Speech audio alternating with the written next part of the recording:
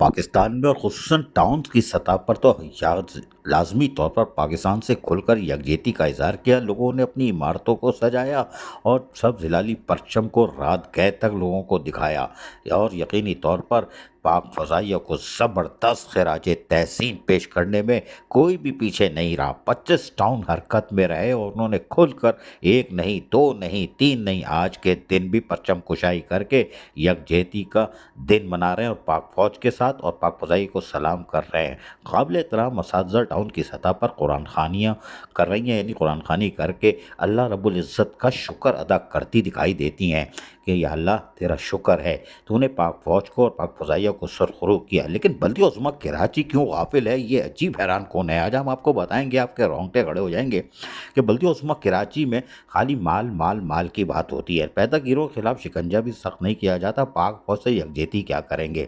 انہوں نے یقیناً ایک چار دیواری کے اندر کائیں کر لی ہوگی، لیکن ہم آپ کو بتاتے ہیں کہ بلدیہ عظمیٰ کراچی نے عجب کام کیا اور آج کے دن تک کیا. آج ہم ثابت کریں گے کہ انہوں نے آج کے دن تک کیسے کیا.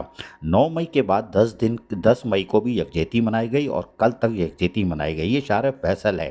بلدیہ عظمیٰ کراچی اس پہ سبز ہلالی پرچم لہرا نہیں سکی. چیف سیکرٹری سندھ نے باقاعدہ آرڈر جاری کیا تھا کہ سبز ہلالی پرچم یعنی پاکستانی پرچم لہرائیں، لیکن انہوں نے نہیں لہرایا، اشتہاری بورڈ لگوا دیے. آج کے ایم ڈی سی میں میٹروپولیٹن یونیورسٹی، بلدیہ عظمیٰ کراچی اور بیوا میں یونین نے ریلی نکالی، لیکن ان کو یونیورسٹی کی حدود میں ریلی نکالنے سے انکار کر دیا کیونکہ یہ پاکستان زندہ باد کی ریلی نکال رہے تھے. کیا وجہ بنی ہمیں نہیں معلوم.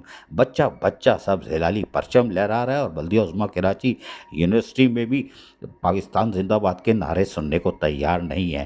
پتہ نہیں کیا ہو رہا ہے، یہ سمجھ سے باہر ہے. لیکن یونین کے رہنما کیا کہہ رہے ہیں کہ ان کو کیوں باہر کیا گیا اور باہر سڑک پہ ریلی نکالنی پڑی. سنیے ذرا. سمجھے تھے کہ انتظامیہ ہمارے لیے اچھی آئے گی، بہت اچھی آئے گی، وائس چانسلر اچھا آئے گا، ہمارے ساتھ مل کے چلے گا.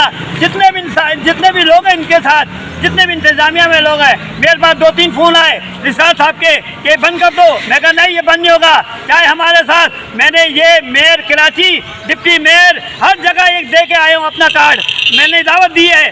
سنا آپ نے، یہ ایک افسوسناک خبر ہے. اس کو تو چیف سیکرٹری سندھ اور نئے آنے والے additional chief secretary local government کو بھی توجہ دینی پڑے گی. کیا آپ واقعی پاک فضائیہ کو سلام کرتے ہیں کہ نہیں؟ عزیز عارف، KBS بلدیاتی نیوز کراچی.